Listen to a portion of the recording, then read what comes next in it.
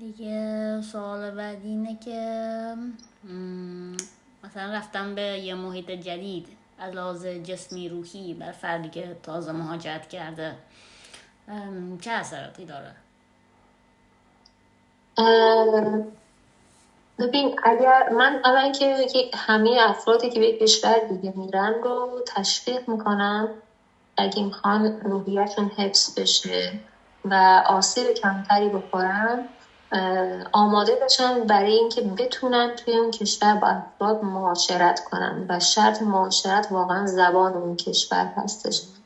ممکنه مثلا دارن میگن توی هلند شما این قضیه براتون کمتر نقش ایفا کنه چون اکثر هلندی ها به زبان انگلیسی صحبت میکنن، ولی توی آلمان، توی ایتالیا اگر براتون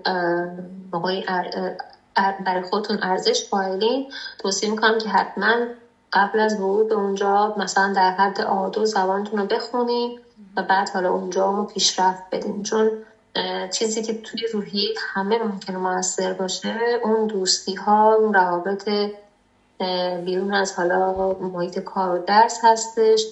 شما تا زمانی که درس میخونین به هر حال سرتون شلوغ همکلاسی داریم، ولی وقتی که کار میکنین دیگه اون میزان معاشرت، به هر حال نوع معاشرت توی محل کار یک نوع خاصی هست و نمیشه روش حساب کرد برای اینکه بخواد اثر بذاره روی سلامت روان اونقدر، یعنی اگر شر نباشه دودش نمیشه روش حساب کرد. برای همین زبان خیلی موثره. در کل مهاجرت به هر کشوری میتونه تا چند ماه آسیب یا اثرهای روانی خودش رو داشته باشه. افراد باید واقعا راجع به این قضیه مطالعه کنن، بخونن، آماده باشن و بدونن که این یک چیز طبیعی و گذراست و برای گذر ازش برنامه داشته باشن.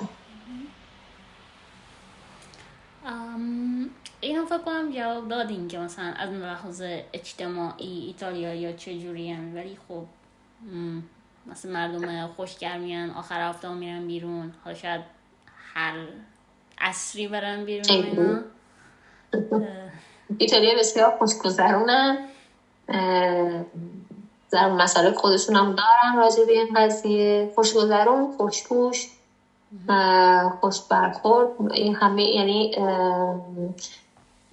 من از این بابت خوشحالم که اینجا و شما اگه یک حداقلی از تلاش رو بکنی واقعا میتونه خیلی خوب خودتو بینشون جا کنی.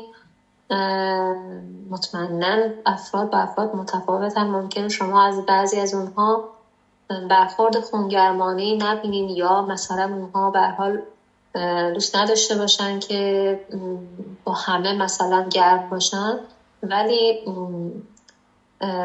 میزان موفقیت بیشتری اینجا توی دوستیابی داریم تا مثلا آلمان فرضاً. من مدام میگم آلمان بخاطر اینکه آلمان بودم و تجربه رو داشتم، یعنی نمیخوام چیز باشه. برای همین فرضاً میخوام بگم توی آلمان مثلا افراد به صورت کلی افرادی هستن که نه تنها نسبت به خارجی، حتی نسبت به آلمانی ها هم بستن. خب ولی توی ایتالیا این قضیه کمتره، خیلی کمتره و راحت میشه دوست پیدا کرد.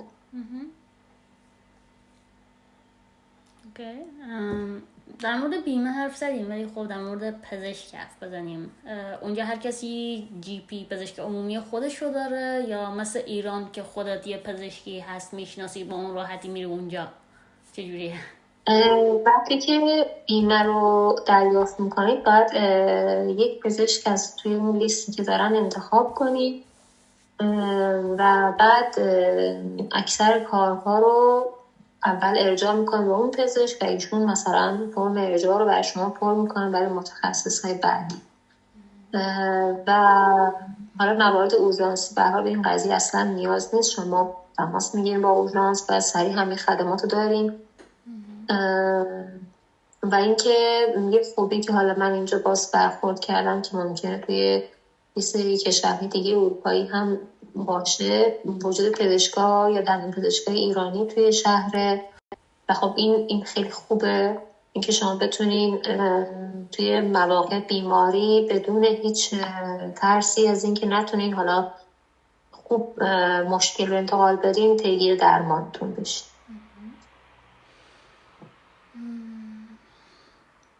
بعد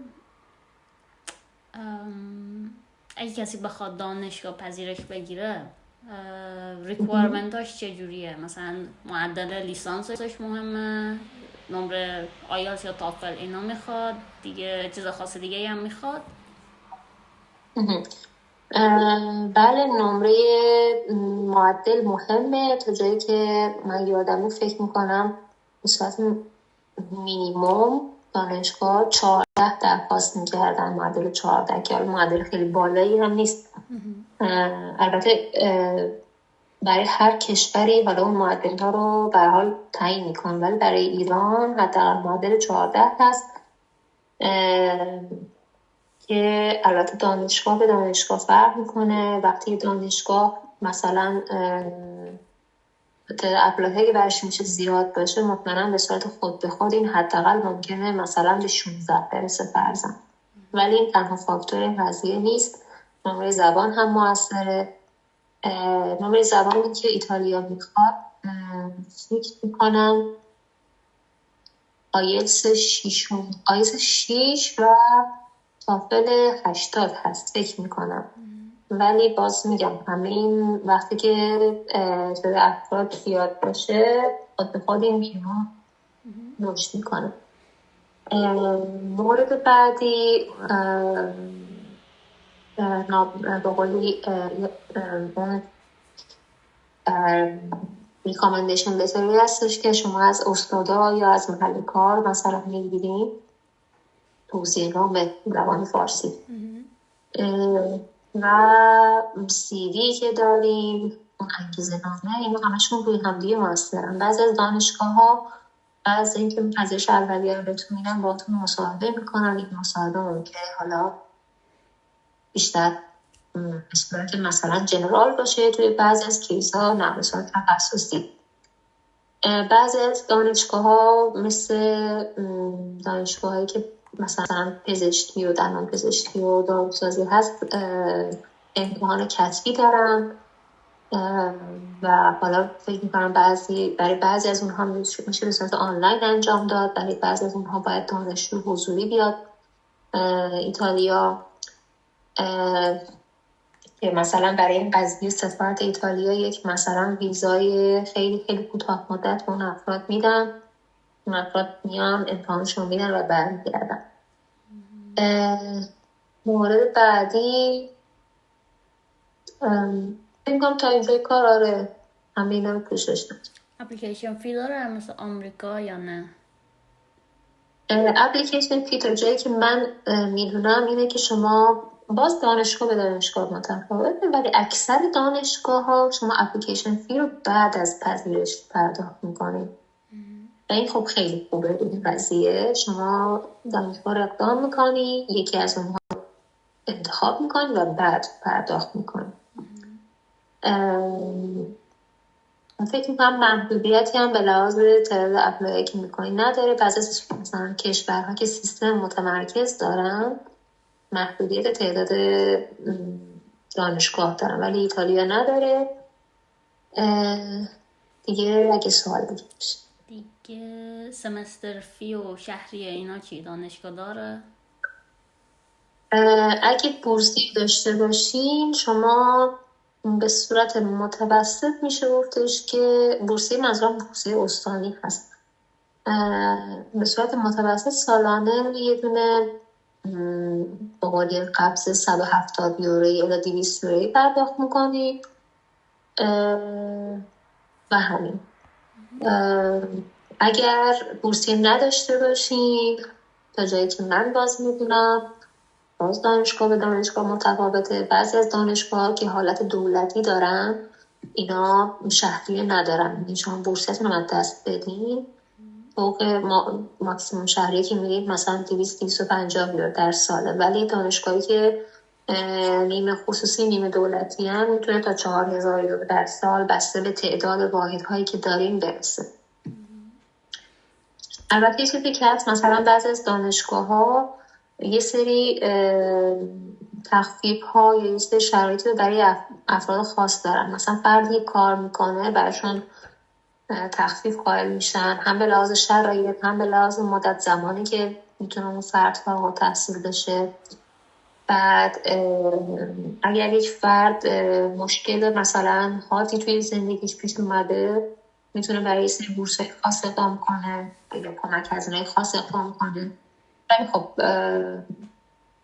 چیزی که هست اینه که من کم دیدم افرادی که بورسی خیلی کامل رو بخوان بدن، حتی اگر ببخشید بورسی نه شهری کامل رو بخوان بدن، چون خود ایتالیایی ها میگن میتونن از اون قضیه ایزه و تخفیف روی شهریه استفاده کنن.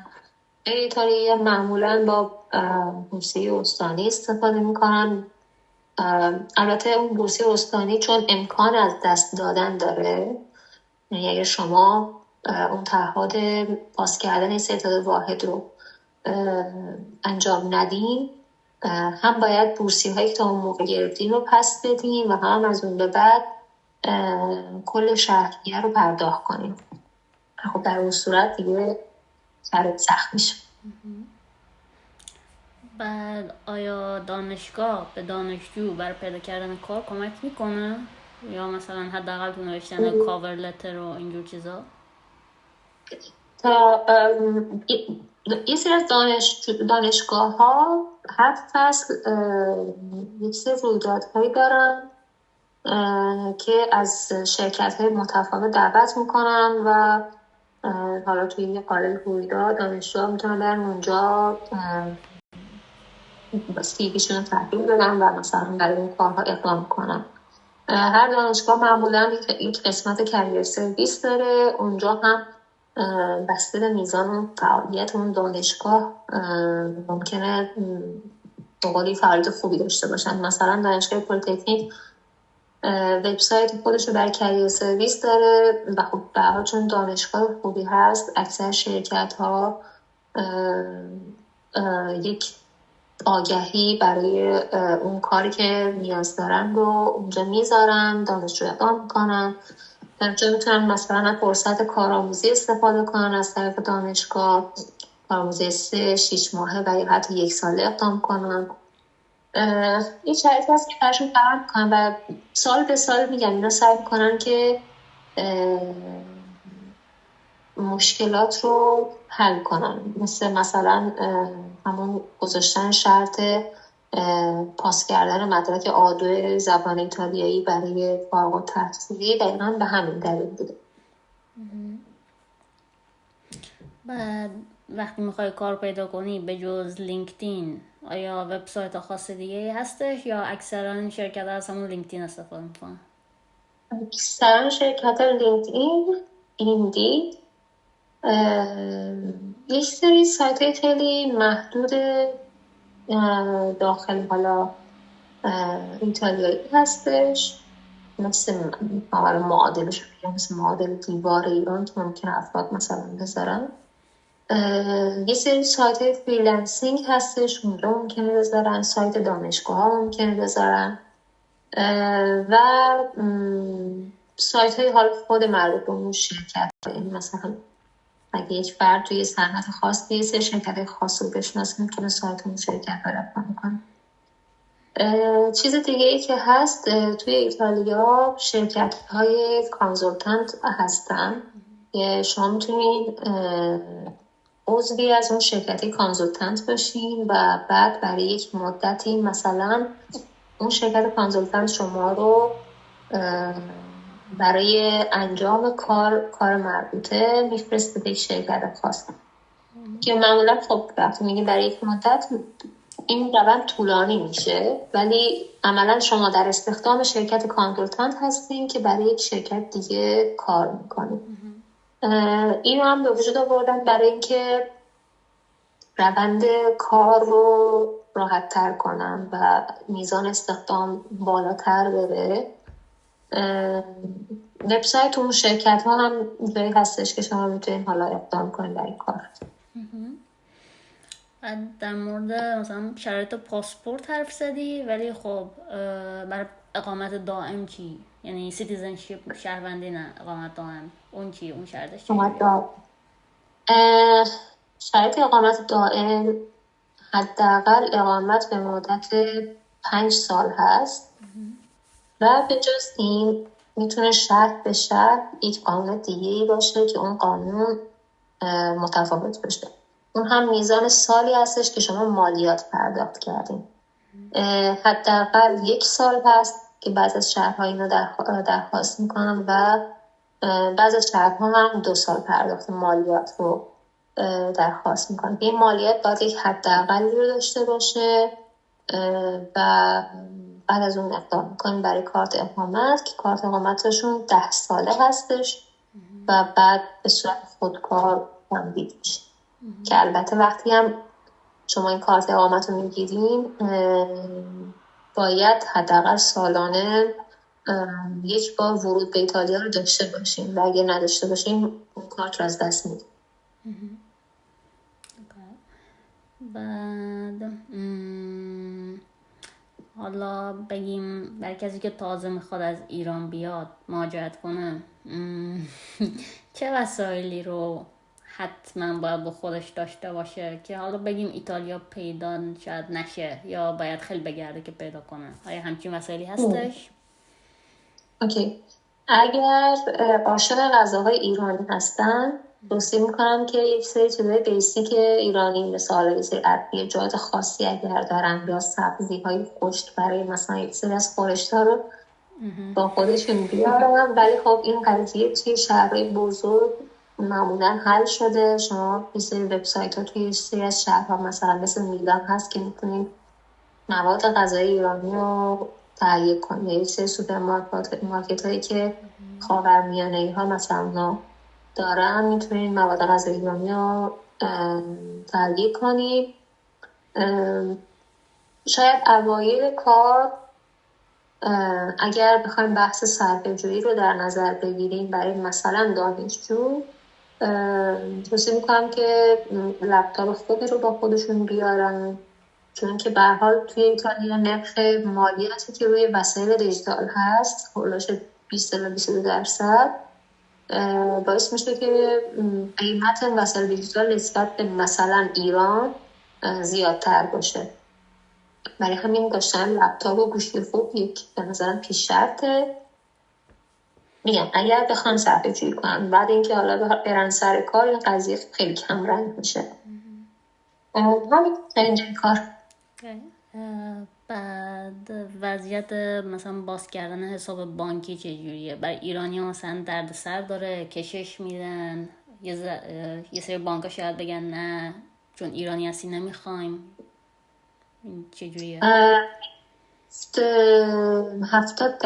بانک ها محدودیت دارن، ولی چون اون 30% دیگه روند راحتی رو میتونین انجام بدین اوکی هست این قضیه. ولی خب به هر حال اون میزان حساسیتشون بیشتر هست. یعنی یه سری از بانک ها حساب رو برای ایرانی باز میکنن ولی با این وجود حساسیت رو هم نگه میدارن.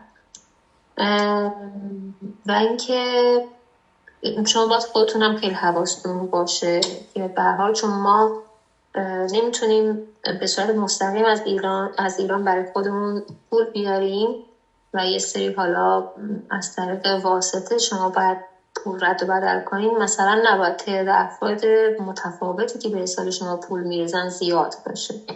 این شک برانگیزه. مثلا از ایران اگه پول نقد با خودتون میارین اونا از شما درخواست یک مدرکی رو میکنن که خب ما از کجا بدونیم که واقعا خانواده‌تون این پول رو بهتون دادن؟ از کجا بدونیم شاید شما کار غیر مجاز نکردین توی ایتالیا، مثلا کاری که اظهار نکردین و خب ما چه مدرکی رو میتونیم از داشته باشیم؟ هیچی. برای همین هم این اجازه رو داریم که میزان محدودی پول رو به حسابتون بذاریم. این چیزای اینطوری هست. چیز دیگه فکر میکنم مهم باشه راجع به حساب تو ایتالیا. سوال آخر، آیا توصیه‌ای داری برای فردی که تازه میخواد مهاجرت کنه به ایتالیا؟ بله، زبان خونیم همونطور که گفتم.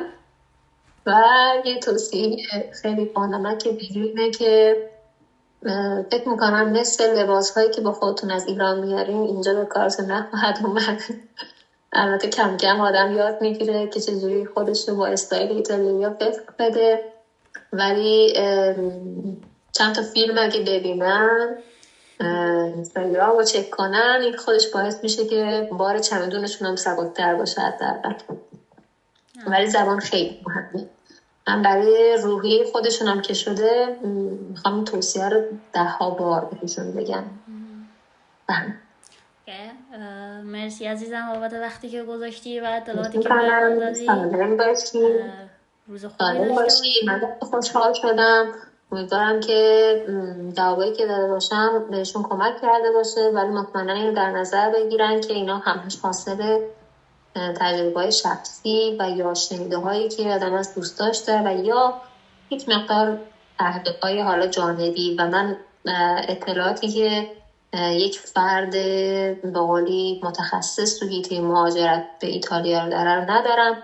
توی این قضیه خیلی مهم هستش که افراد از چندین جا بشنون. مطمئنم خیلی ها دوست دارن که به خاطر شغل خودشون تبلیغ کنن به ورود به یک کشور. من متاسفانه این رو بین یک سری از بلاگرهای ایتالیایی ایرانی که توی ایتالیا هستن میبینم و شرایط رو جوری نشون میدن که انگار خیلی راحت هست، خیلی هم چیز هست، در صورتی که فقط خودشون از این قضیه بهره خواهند برد. و وقتی فرد بیاد اینجا اگه نکات منفی بهشون گفته نشه واقعا ممکنه شوکه بشن. در حالت تحقیق کنید، از چند جا بشنوید و موفق باشید.